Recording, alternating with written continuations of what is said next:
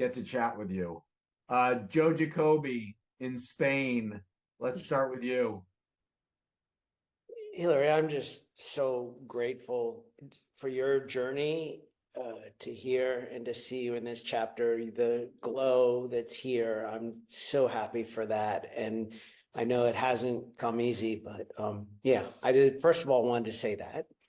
Secondly, you spoke about something that I hadn't thought of about being a woman facing addiction and how that's portrayed. And I'm not someone that's looked around for the people that are doing that. But when you said that, so the two people that came to mind for me, not women, but two men, Rich Roll and Charlie.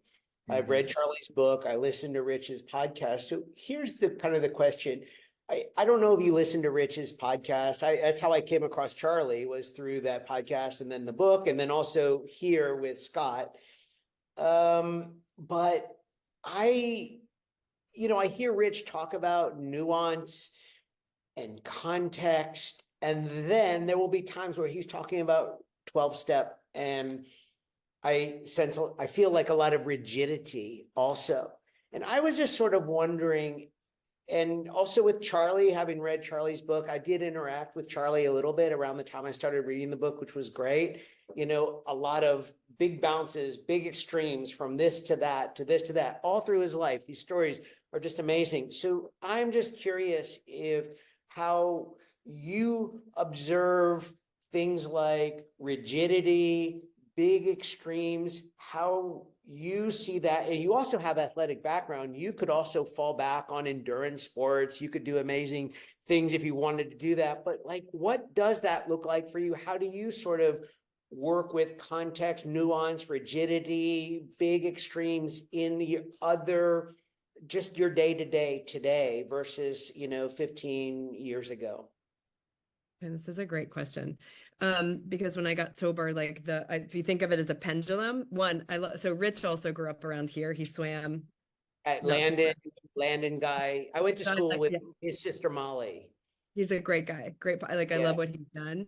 But the pendulum swing, right? You think of it as like, I'm super happy. And then you're like, I'm the biggest piece of crap in the world, and it swings. And so when I first got sober, that swing was really drastic. And so for a long time, I just wanted it to be here. I just wanted this swing, right? And for me, that's also nervous system regulation. When I'm super dysregulated here versus that window of tolerance, like I want it to be large enough where my emotions fit whatever it is that's going on, if that makes sense. And so I've worked hard on that, but that's totally normal, especially someone new in recovery. And it was really drastic and really big. I remember hearing a story about a woman. She came in, she's so nice. And she's like, oh, I got angry today and I threw a brick through someone's windshield. And we were like, what? She's like, I'm owning it. And we're like, yeah, that seems really drastic, And she's like, so that's pretty normal, that swing. And an example for me, and I love that you brought this up because I'd forgotten about this so I started doing, I did an Ironman in 2010. I was 2 years sober. And, but I also wanted to, when I first got sober, I said, this is what I'm going to do to be perfect. I'm going to quit drinking. I was smoking cigarettes at the time when I drank. I'm going to quit smoking cigarettes. I'm going to quit caffeine. I'm going to quit sugar. I'm going to quit fake sugar. I'm going to run a marathon and I'm going to become a vegan and then I'm going to be perfect. Right. And so at the treatment center, they were like, okay, well, just don't drink today. That's literally all you have to do. And I was like, oh, goodness, like someone let me off the hook. And then what I realized is that desire for perfectionism, and it kind of goes back to this a little bit like the rigidity, that desire for perfectionism, I've realized, is my inability to sit with my imperfections.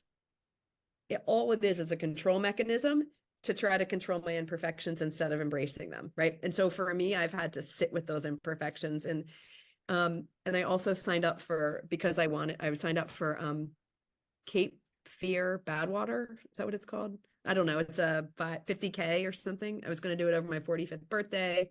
I'm like, and I started training for it. It was taking away time that I'm with my son. I have a 6-year-old son. And I'm like, the only reason I'm doing this is so I can put a post somewhere that says I did a 50K. It's not about doing it. It wasn't because I enjoyed it. It was all the ego. And so ended up pulling out of it for that reason. Cause I was like, I don't really enjoy it. I like the accolades I get from it. I like people saying, you're such a badass. You did an Ironman and a 50K. Good for you. And you're a mom. And it wasn't that yeah. And so I had to really look at that, like what the intention behind it was. And I decided not to do it. Does that answer your question? I kind of rambled there for. Thank you so much. Like Scott, I could ask the questions the rest of the hour, and maybe we can have a call another time and catch up a I little would bit. love that. I would love Yes, that. thank you.